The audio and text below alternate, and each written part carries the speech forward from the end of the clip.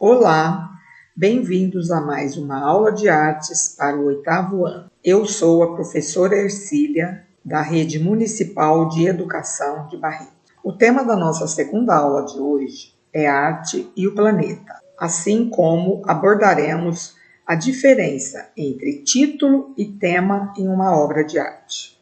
Arte e planeta é tudo que está articulado às questões ambientais, geopolíticas, populacionais e culturais, com diferentes perspectivas ao olhar o planeta. Para essa aula de hoje, abordaremos a diferença entre título e tema, onde existe uma confusão entre esses dois aspectos. O título, ele se refere ao nome da obra, que é dado pelo artista.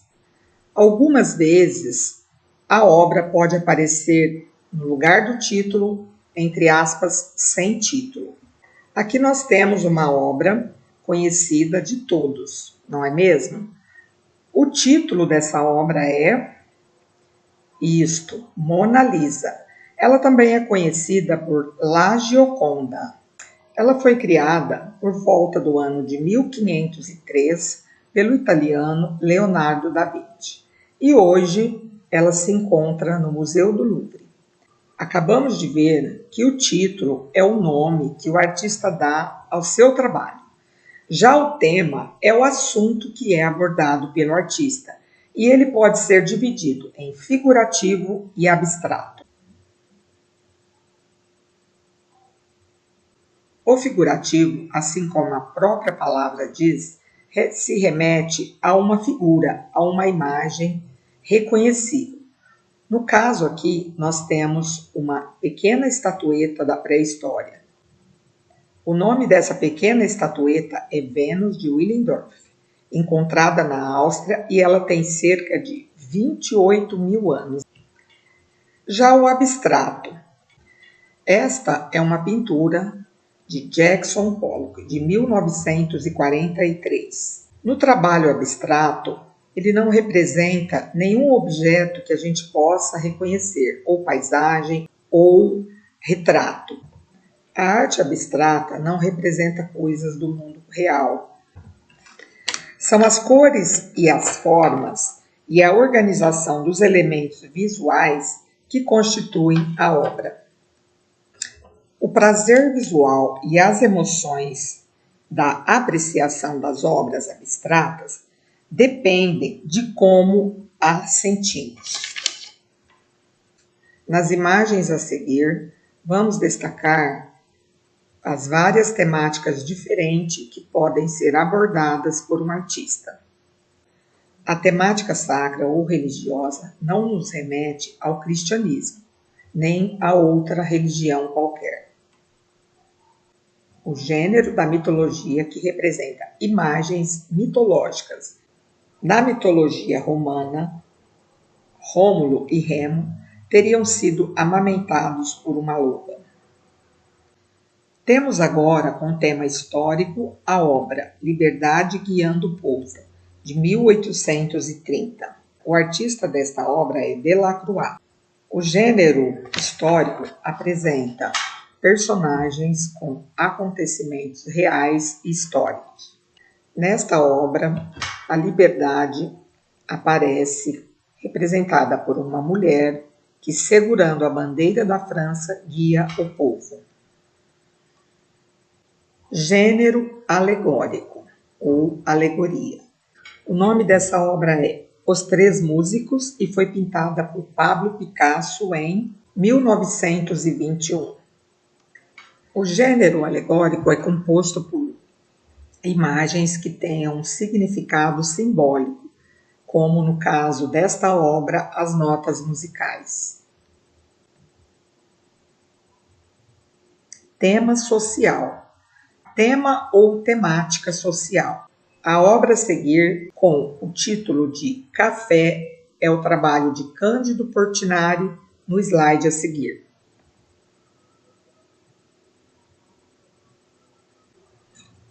Retrato.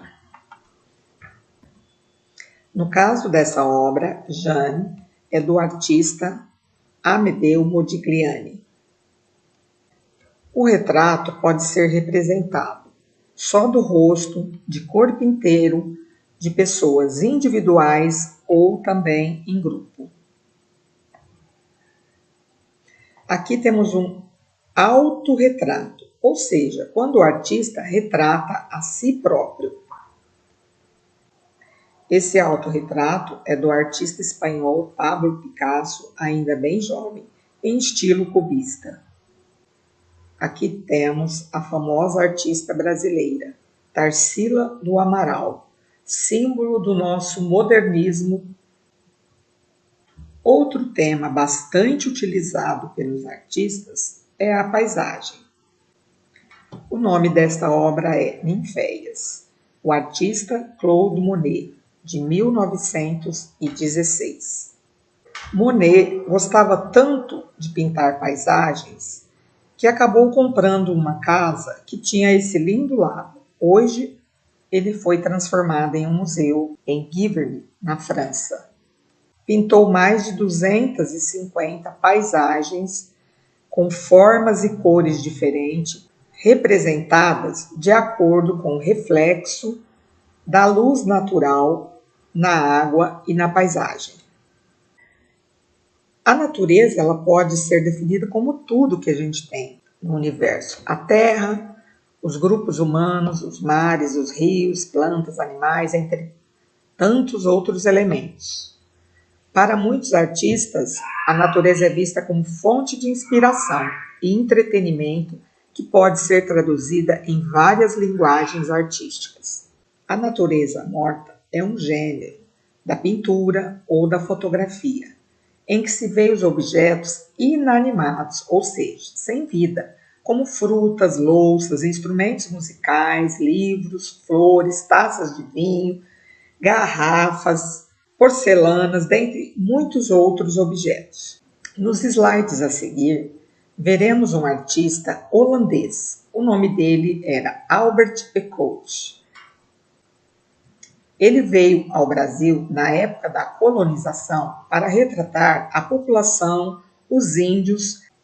O artista integrou a comitiva do João Maurício de Nassau a Pernambuco em 1637 e dividiu algumas tarefas de retratar o Brasil junto com outros artistas. Permaneceu durante 1637 a 1644 especialmente no Recife. Desenvolveu um trabalho de valor documental de desenhos e telas, essencialmente sobre frutas, flores, animais e índios. Retratou os primeiros habitantes do país, entre os quais mulatos, mamelucos e negros. Vitimado pela malária, adquirido em sua estada na América, voltou para sua cidade natal, onde morreu no ano seguinte. Veremos agora algumas obras de temática natureza morta de Albert Ecoute. O nome da próxima obra é Banana, Goiaba e Outras Frutas. Olha que bacana! Esta era a visão do artista quanto à natureza morta aqui em nosso país.